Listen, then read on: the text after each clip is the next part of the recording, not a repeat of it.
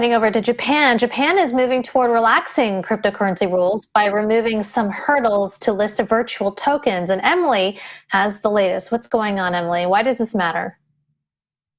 Yes, thanks, Christine. So Japan is moving towards basically making it easier to list tokens in Japan. Japan has been one of the more difficult countries to list new tokens. I think the number is like right now there's only around over 50 coins being traded in Japan. And according to CoinDesk, this is a Bloomberg reported this data, it's something like 13,000 coins worldwide. So this is, obviously not all those coins are being widely circulated, but Japan is very strict on this. And the reason this is interesting is because, if you look at what's happening all over the world, Japan, just like rolling back, right? When China cracked down on crypto in 2017, a lot of people thought that Japan and Korea would become like the new crypto capitals of Asia. People were really bullish on Japan because Japan at that time was relatively welcoming, had relatively clear crypto policies. What happened early 2018? Major Japanese exchange got hacked. CoinCheck got hacked. I think it was over $500 million.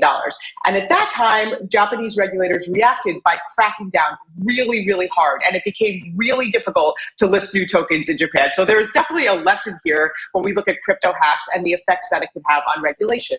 But now, a couple years have passed, and I think the Japanese government, we're starting to see a thaw, and the Japanese government sees, Web3 as an opportunity. So we're finally starting to see some movement toward making it easier to list tokens in Japan without going through this excruciatingly long process.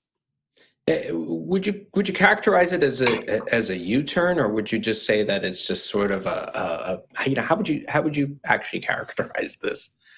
So I wouldn't characterize it as a U-turn because if you follow Japanese policy, there's rarely U-turns. Like Japan is, generally moves gradually and incrementally. So you rarely see that kind of 180. But it's been a slow thaw. So if you want to sort of get into the details here, basically Japan has a thing. It's like a green list, and basically what the green list is that there's certain tokens that are allowed to be listed on exchanges.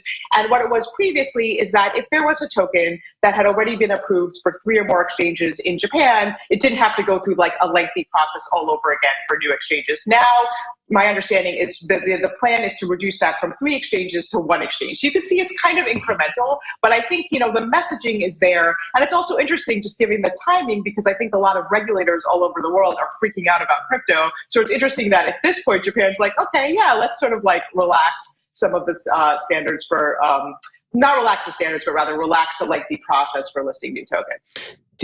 And Emily, what is this? Do you think that what Japan is the state of wants crypto regulation in Japan right now, and how did it get that way?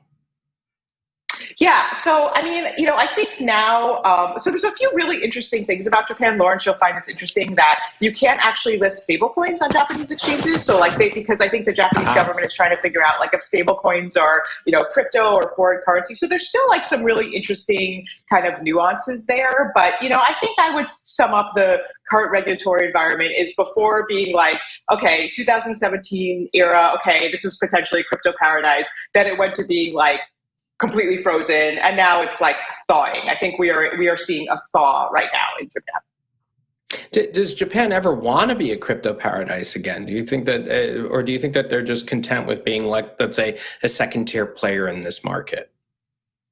I think that the government is signaling that they want to be a leader in Web3, or at least one of the leaders in Web3. And again, I think that was initially the plan. Then it got kind of derailed by this hack, and then they were like, this isn't worth it. Let's just get our house in order. But yeah, I mean, the government is definitely signaling that this is a priority. Now, when governments say they want to be a leader in Web3, it's kind of unclear sometimes what that means. There's several governments in the world that are saying that, and what they mean is okay, we like metaverse, we like NFTs, but we don't like speculation. But Japan at least is saying that, because I think Japan, Japan in the past has been a leader in tech and innovation. And I think there's still a hunger for that. And so I think they do see this as an opportunity. And thus, that's why we're starting to see, again, a gradual thaw in what was once a very frozen state of regulation.